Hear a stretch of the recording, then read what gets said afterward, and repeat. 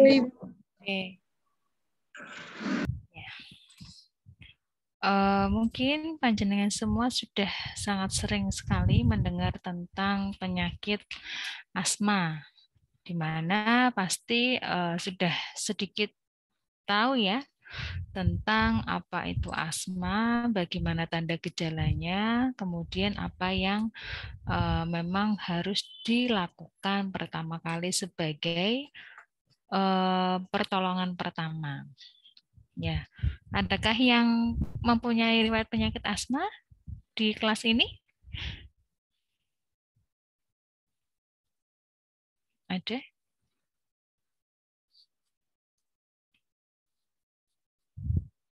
Semoga sehat semuanya, nggih. Nggak ada yang terkena asma, baik itu secara keturunan ataupun memang dari lahir. Oke. Nah, kita harus pahami dulu tentang apa itu pengertian dari penyakit asma. Jadi, asma memang bukan kondisi yang normal ya, karena ini terkait dengan adanya gangguan pada sistem pernafasan. Nah, kalau dilihat dari gambar, saluran pernafasan terutama pada area bronkus pada orang yang mengalami penyakit asma bronkioli ini terjadi obstruksi atau adanya penyumbatan pada saluran pernafasan. Nah, kita bandingkan pada saluran nafas, saluran bronkus pada orang yang normal. Nah, di sini terlihat tidak ada penyumbatan atau tidak adanya obstruksi yang dikarenakan bisa berbagai hal. Nah, pengertiannya itu sendiri adalah kondisi klinis yang ditandai dengan adanya penyempitan pada area bronkus secara berulang namun reversibel. Artinya reversibel di sini bisa kembali seperti sedia kala. Jadi itu adalah serangan akut. Pada kondisi terjadi obstruksi ini bisa kembali seperti semula. Hanya saja hal-hal yang menjadi pencetus itu bisa hilang atau bisa dikurangi karena ini hanya karena spasme otot di area bronkus. Jadi spasme itu terjadi adanya kontraksi otot-otot sehingga terjadinya penyumbatan pada area ini. Kalau kita sedang pilek secara analogi kita katakan kita sedang pilek, terdapat banyak mukus, terdapat banyak lendir yang menutupi area hidung kita. Nah, gambarnya seperti itu. Jadi kita akan mengalami kesulitan dalam bernafas karena yang tadinya salurannya bebas terhalang oleh adanya lendir atau adanya mukus yang bisa menutupi aliran udara untuk masuk. Sama halnya dengan kondisi yang terjadi pada spasme bronkus di area bronkioli ini. Kemudian juga bisa terjadi karena adanya peradangan pada saluran nafas yang bisa menyebabkan terjadinya obstruksi pada area bronkus ini. Kemudian juga adanya peningkatan respons saluran nafas terhadap berbagai rangsangan. Nah, ini misal kalau ada penyakit alergi pada tubuh seseorang itu sehingga bisa mencetus terjadinya penyakit asma atau sesak nafas.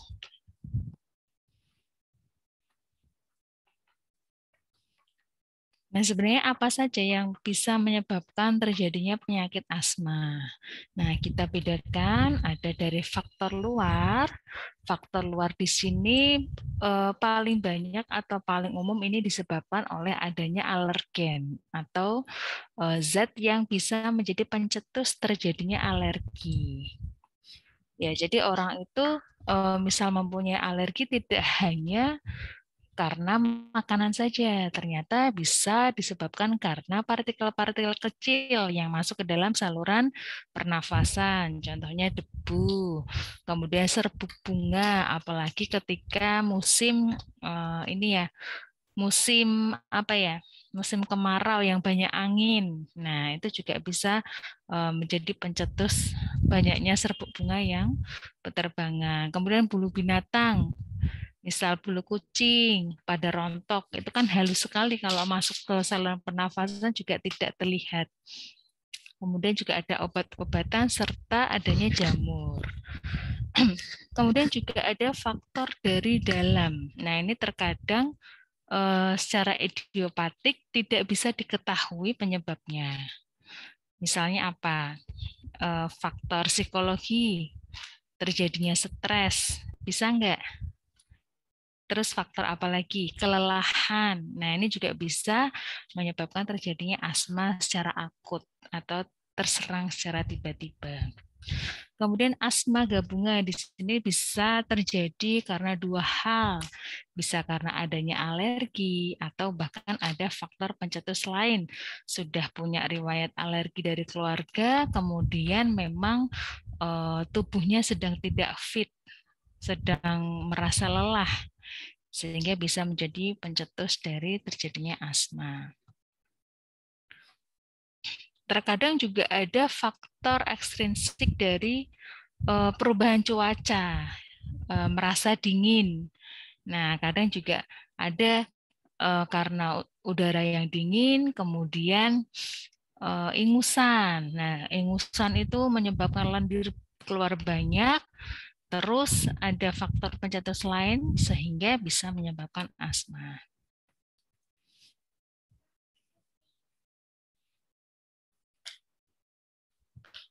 Nah, ini penyebabnya ya.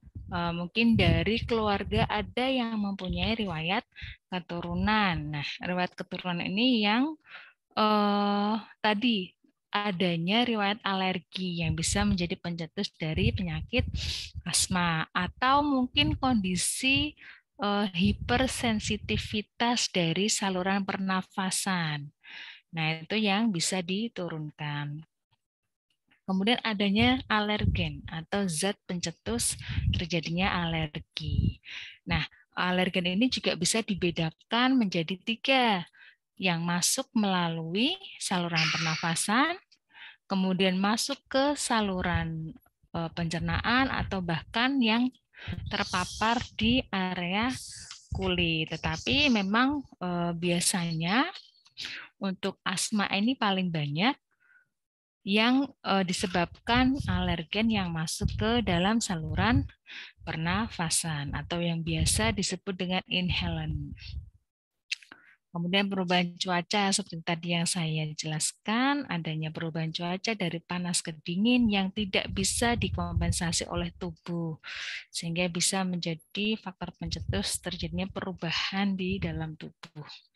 Kemudian stres ini juga bisa menyebabkan adanya perubahan di dalam tubuh yang tidak terkontrol secara mekanismenya. Orang tidak bisa mengendalikan stres, banyak sekali hormon-hormon yang mengatur secara tidak sinergik ya, karena stres kan memang tidak bisa dikendalikan ya. Tidak bisa dikendalikan ketika kita memang dalam posisi yang pertama lelah. Kemudian kalau kita stres, kita bisa nggak fokus. Nah, terkadang maaf ya, saya sambil membawa anak. Terkadang tidak bisa sinkron antara kinerja otak dengan organ-organ yang memang dalam kondisi lelah atau dalam kondisi stres. Kemudian lingkungan kerja. Lingkungan kerja di sini tidak semua lingkungan kerja bisa menyebabkan pencetus asma. Misal lingkungan kerjanya memang terdapat banyak polusi, mungkin di pabrik yang bisa menghasilkan seperti debu-debu banyak. Biasanya memang di bagian produksi ya yang bisa menjadi pencetus asma, banyak debu, kemudian mungkin dari limbahnya itu bisa menyebabkan pencetus asma. Mungkin ada lagi lingkungan kerja yang panas mungkin bisa juga menjadi pencetus. Kemudian apa lagi? Ada nggak? Jangan kira tidak ada ya, lingkungan kerja ada, tapi tergantung dari lingkungan kerjanya itu apakah sehat untuk kondisi pernafasan kita atau tidak. Kalau misalnya seperti di pabrik yang menghasilkan banyak limbah yang mengganggu saluran pernafasan, bisa jadi itu menjadi faktor predisposisi.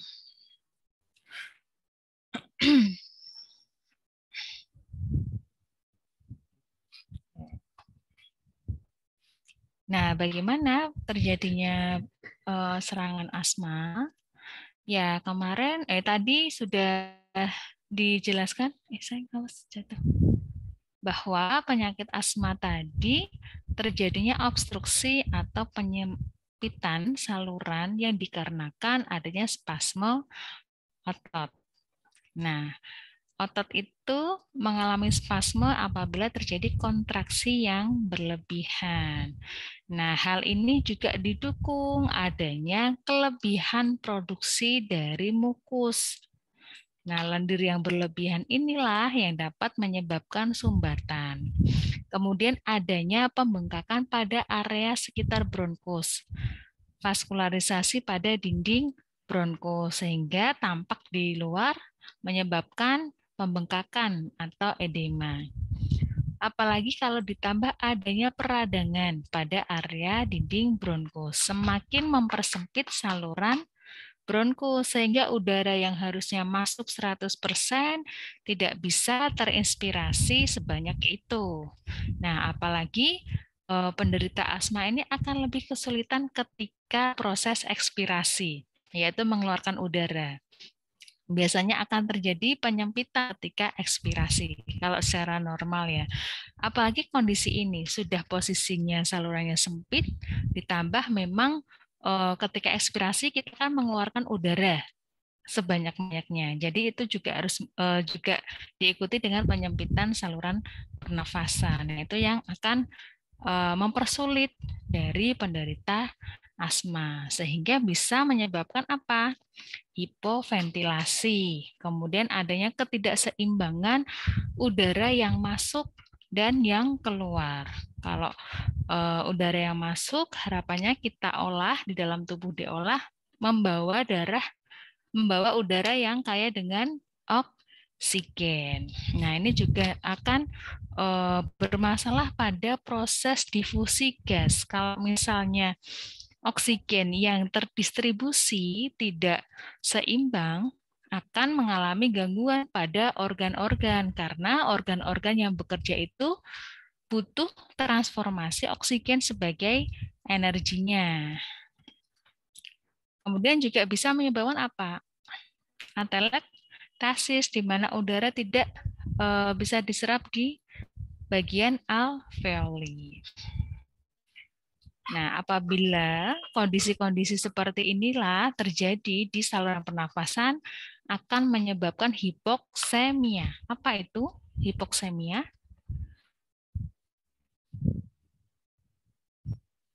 Hipoksemia? Izin masuk, Ibu. Hipoksemia itu kadar oksigen rendah di dalam darah. Iya, benar sekali. Kadar oksigen di dalam darah sangat rendah. Nah, kalau kadar oksigen di dalam darah rendah, bisa saja juga kita bisa melihatnya apa? Kalau oksigen rendah, bisa nggak terjadi sianosis? Yang bisa kita lihat dengan warna kebiruan. Itu yang menandakan bahwa di pembuluh darah kita kekurangan oksigen. Kemudian juga terjadi hiperkapnia. Sama halnya ya, hipoksemia kekurangan oksigen. Kalau hiperkapnia malah kelebihan kandungan karbon dioksida. Ya, karena tadi ya aliran udara yang masuk tidak seimbang dengan aliran udara yang keluar. Sebentar.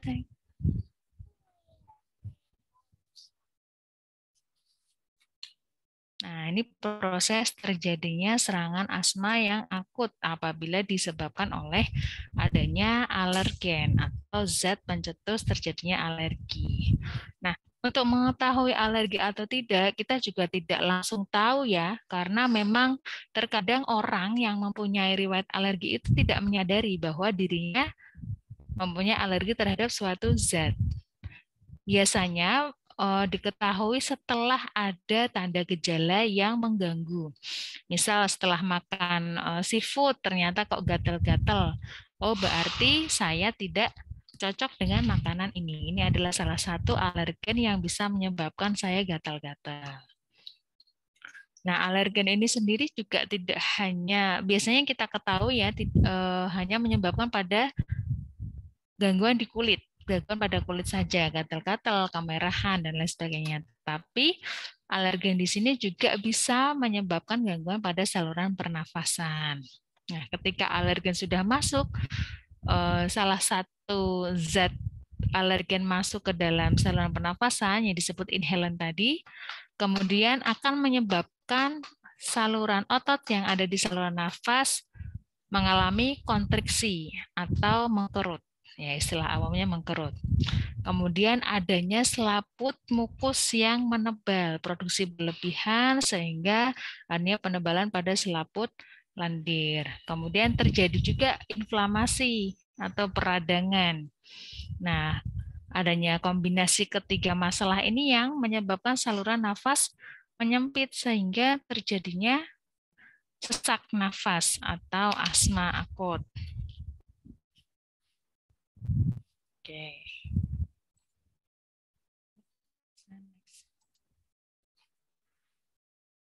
Nah, asma sendiri ini bisa dibedakan menjadi 4 kategori, yaitu asma intermiten, di mana jarang sekali terjadi gejala, tidak secara rutin ya, hanya misal faktor-faktor tertentu, kelelahan, kemudian adanya perubahan cuaca yang ekstrim, atau mungkin faktor psikologis adanya stres.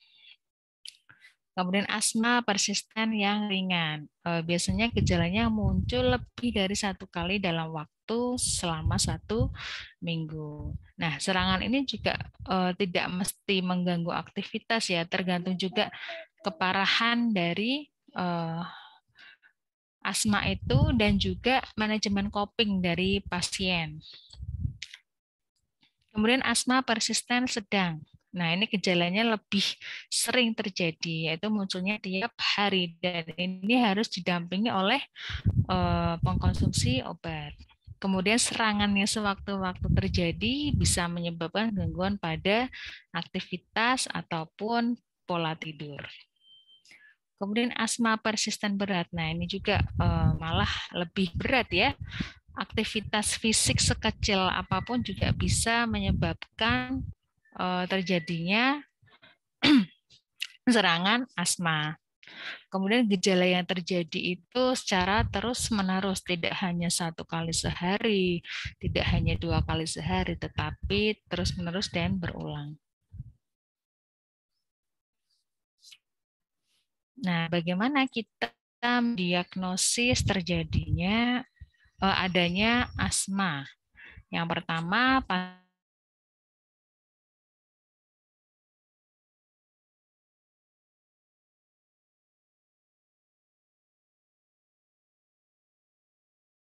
ya, apakah Bapak mengalami kesulitan bernafas atau tidak, kita kaji seperti itu. Kemudian secara auskultasi kita ketahui apakah ada suara mengi. Mengi itu terjadi karena memang adanya turbulensi di aliran udara. Turbulensi itu apa ya? Seperti perputaran aliran udara. Yang kalau normal berarti kan aliran udaranya bisa keluar masuk secara normal. Tapi karena memang adanya sumbatan, jadi tidak bisa keluar masuk secara normal sehingga menyebabkan tumpukan timbunan udara. Nah, seperti itulah analoginya suara mengi. Jadi menimbulkan suara ngi gitu. Gimana ya? Jelasinnya susah, harus dengar langsung ya. Nah, seperti itu. Kemudian adanya rasa nyeri pada area dada atau dada terasa sangat berat. Karena memang adanya aliran udara yang tidak bisa ini ya, adanya hiperinflasi, adanya penumpukan udara di dalam sehingga menyebabkan kapasitas udara yang ada di dada ini melebihi kapasitas. Kemudian adanya batuk yang tidak kunjung sembuh atau hanya menyerang pada saat malam hari. Ini bisa dikaitkan dengan adanya perubahan cuaca yang ada di malam hari. Kemudian keluhan yang dikarenakan asma ini bersifat episodik atau periodik ya, dan bisa kembali seperti semula. Dan juga perlu menanyakan apakah ada riwayat keturunan dari keluarga terdekat. Bisa jadi adanya keturunan. Kalau misalnya tidak ada, mungkin memang adanya faktor lain, misal alergen. Kemudian pemeriksaan fisik kita harus ketahui dulu. Biasanya memang pasien yang asma ini kalau diminta untuk tidur, terutama pada posisi telentang ini tidak nyaman ya, karena memang adanya sesak nafas. Biasanya kita posisikan semi-volar atau volar untuk memperlancar saluran pernafasan.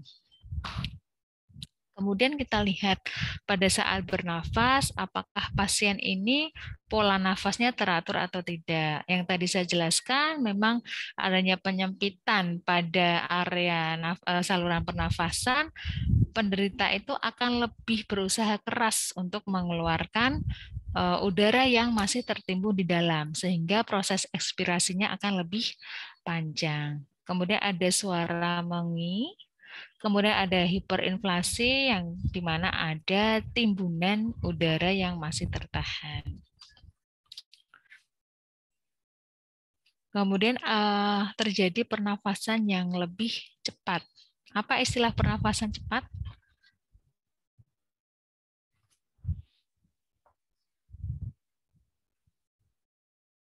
Pernafasan cepat? Izin masuk Ibu, takipnya. Ya, takipnya ya. Takip new. Kemudian terjadi sianosis, di mana ditandai dengan gejala membiru ya pada area kulit, terutama pada telapak tangan ataupun pada area bibir, biasanya yang paling terlihat.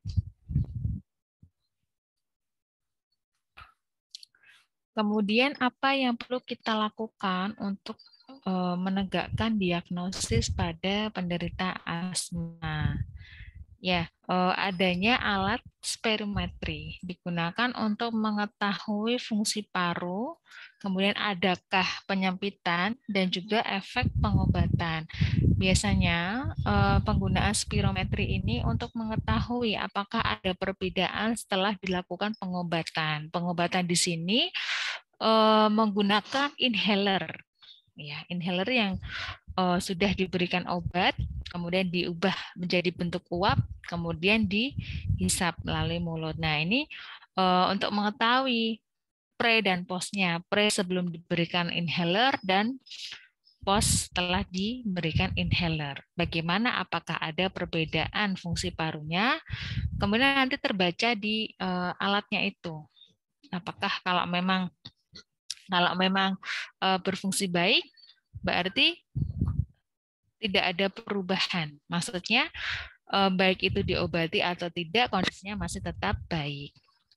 Kemudian uji provokasi bronkos. Nah, ini diberikan profilaksis untuk mengetahui adanya hiperaktivitas pada organ bronkos. Kemudian pemeriksaan sputum dengan mengambil kultur dahak pada pasien untuk diketahui apakah sputumnya itu memang mengarah atau mengindikasi pada penderita asma. Biasanya terdapat pada adanya kristal apa ya, saya kok lupa namanya. Jadi cairan yang dikeluarkan itu mengkristal. Jadi bisa mengindikasikan bahwa orang tersebut mengindikasi terkena penyakit asma. Kemudian pemeriksaan darah dengan melihat eosinofilnya tinggi atau tidak. Imunoglobulin E imunoglobulin E meningkat atau tidak. Biasanya kalau eosinofil totalnya meningkat, ini memang mengindikasikan adanya serangan penyakit. Kemudian kalau imunoglobulin E ini terkait dengan adanya alergen yang masuk ke dalam tubuh. Biasanya kalau IgE-nya meningkat, ini ada kecenderungan zat alergen yang masuk ke dalam tubuh. Ini kalau pencetusnya memang dari suatu alergen. Kemudian adanya uji kulit. Nah, ini biasanya diperiksa dengan menempelkan faktor alergennya. Apakah terjadi perubahan atau tidak. Kemudian foto ronsen dada, ini jelas sekali ya untuk mengetahui apakah adanya pembesaran pada area rongga dada. Kemudian melihat analisis gas darah. Ini juga terkait dengan saturasi juga. Saturasi dari pasien itu bagus atau tidak. Kalau saturasi normal biasanya lebih dari 92-95%.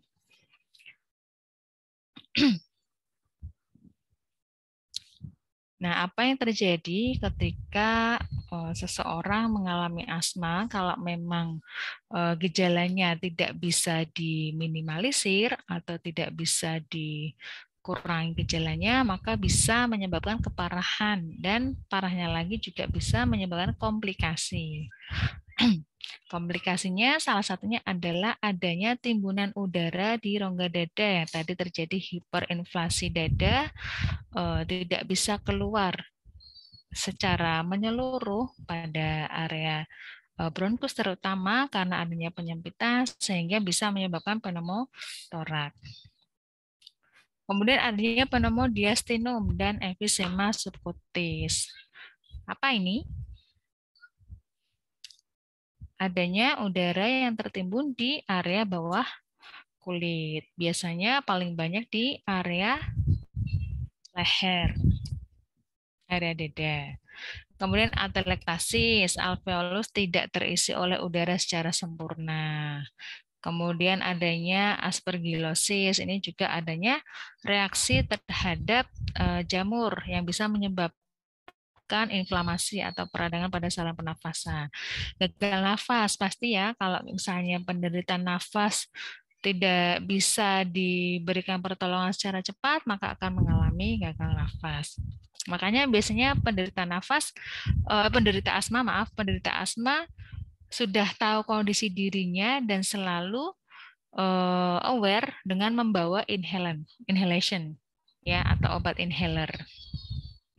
Kemudian bronkitis. Ya, asma yang tidak bisa dikendalikan bisa menyebabkan terjadinya peradangan pada area bronkus.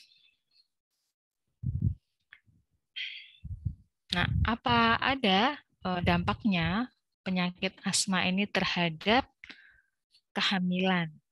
Pastinya ada ya, walaupun memang secara langsung tidak menyebabkan, secara sistemik tidak menyebabkan secara langsung, tetapi kita analogikan janin itu berhubungan langsung melalui plasenta.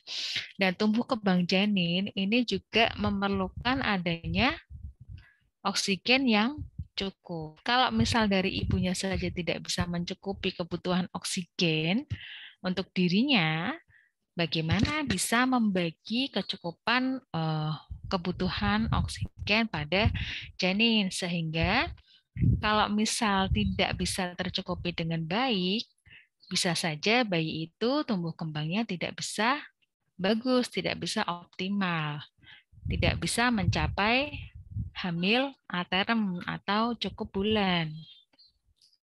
Sehingga bisa menyebabkan prematur atau lahir belum pada usia kematangan. Kemudian misal bisa lahir aterem, tumbuh kembangnya tidak optimal sehingga berat badan lahirnya rendah. Dikatakan berat badan lahir rendah apabila kurang dari berapa? 2 kilo, Ibu. kurang dari 2.500. Ya, normalnya segitu ya, 2.500 gram atau 2,5 kilo.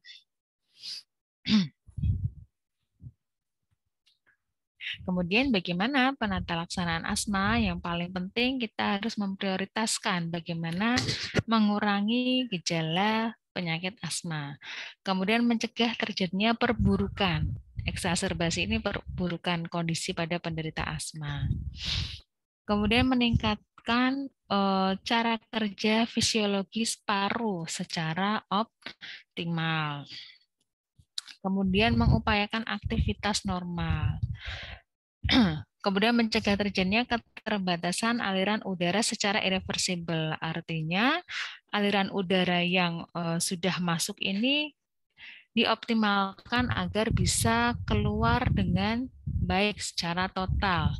Jadi bisa dikondisikan seperti kondisi semula sebelum serangan asma terjadi. Kemudian mencegah kematian karena asma. Jadi memang pertolongan pertama harus diberikan pengobatan untuk apa? Yang pertama, membebaskan jalan nafas ya.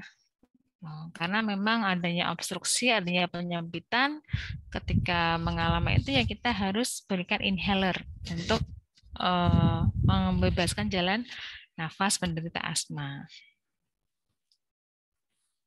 Nah, ini adalah penanganan asma sama ya penata laksanaannya. Yang paling penting edukasi, karena terkadang penderita itu tidak tahu apa yang harus mereka lakukan. Terkadang juga malah mereka sebenarnya tidak tahu bahwa mempunyai faktor pembawa penyakit asma. Karena yang tadi sudah saya jelaskan, ya, penyebab asma ini salah satunya adalah stres, kelelahan. Jadi serangan itu kan tidak muncul secara terus-menerus. Bisa saja karena akumulasi kelelahan, akumulasi stresor, terjadi serangan asma yang akut atau tiba-tiba.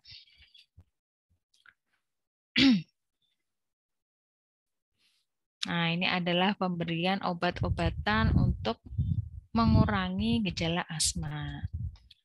Ya, pemberian bronkodilator atau inhaler tadi ya. Kemudian pada kehamilan, pada persalinan, ini memang tidak bisa hanya dengan dokter spesialis obgyn saja ya. Memang harus bekerja sama dengan dokter spesialis yang lain untuk mengetahui nanti ketika harus SC, anestesinya yang masuk juga harus disesuaikan.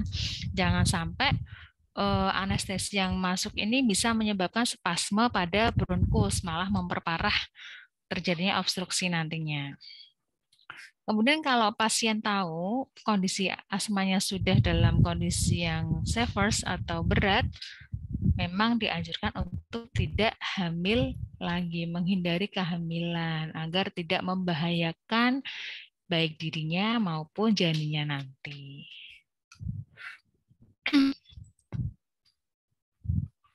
Nah, ini sama saya. Iya, ya sebentar. Oke, ini juga pengobatan yang diberikan. Jadi pada intinya saturasi oksigen harus tetap dijaga dengan batas normal lebih dari 92%. Ya, paling gampang menilai saturasi dengan alat cepit ya, cepit yang ada di telunjuk atau di area jempol. Kalau lebih lengkap lagi dengan analisa gas darah.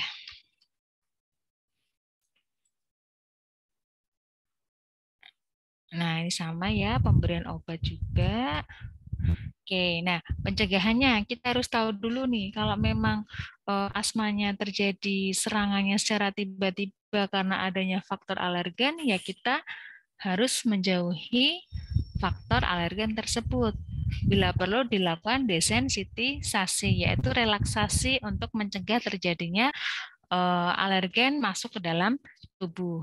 Kemudian menghindari adanya terjadinya kelelahan, stres psikis, kemudian menghindari atau mencegah terjadinya ISPA. Ya, jadi asma memang kaitannya dengan ISPA ya, karena saluran pernafasan atas misal terjadi gangguan, kita juga tidak bisa bernafas. Anda pilek pun juga akan mengalami gangguan pernafasan. Apalagi kalau pileknya sampai lendirnya atau mukusnya produksinya berlebihan. Nah, itu juga menyebabkan sesak nafas. Kadang kita tidur pun juga ngorok karena sumbatan pada area saluran pernafasan. Kemudian olahraga renang ini juga bisa dianjurkan untuk mengurangi gejala penderita asma, karena di situ di dalam latihan renang ada teknik pernafasan yang diatur, ya, sehingga pasien lebih terbiasa.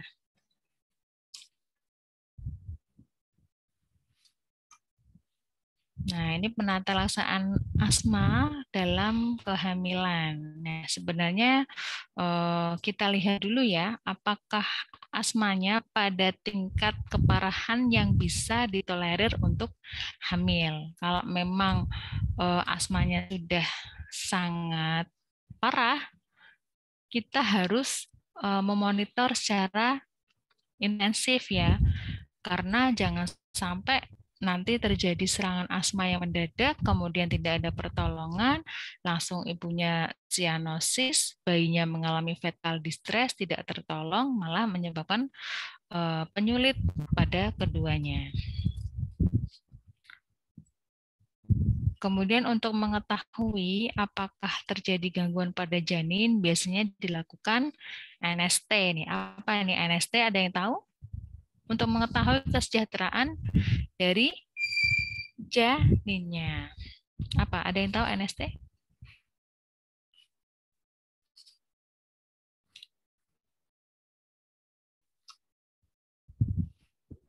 Stress test, Ibu. Apa? Ya, fetal non-stress test. Jadi memang untuk mengetahui kesejahteraan janinnya, apakah tumbuh kembangnya sesuai dengan usia kehamilan. Kemudian konsultasi anestesi ya, kaitannya dengan anestesi tadi sebaiknya dihindari pemberian pada morfin karena bisa menyebabkan efek spasme pada area bronkus, otot-otot di bronkus.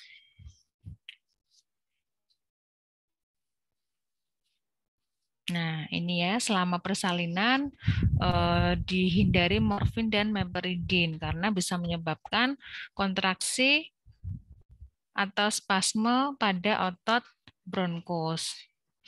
Biasanya juga untuk pengobatan asma, dokternya sudah sudah mengetahui apakah ini memang sudah aman atau sudah efektif bagi kehamilan. Jangan sampai obat-obatan teratogenik yang diberikan bisa menyebabkan cacat janin.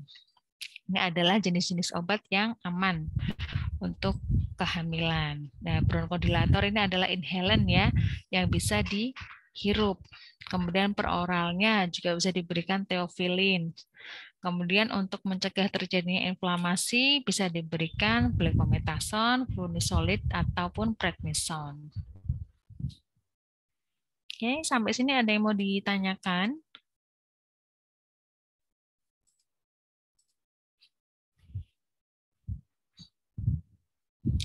Ada yang mau ditanyakan? Ada nggak yang mungkin di sini misal lagi stres, kemudian terjadi sesak nafas, serangan akut gitu, ada nggak?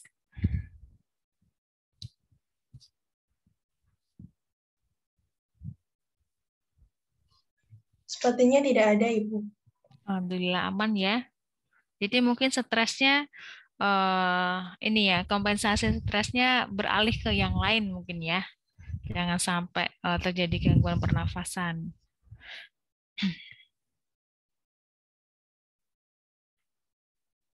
Iya. Oke, ada yang mau didiskusikan?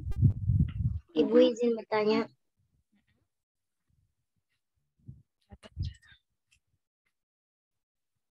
Pinjam Kak, pulpennya Kak. Iya Mbak.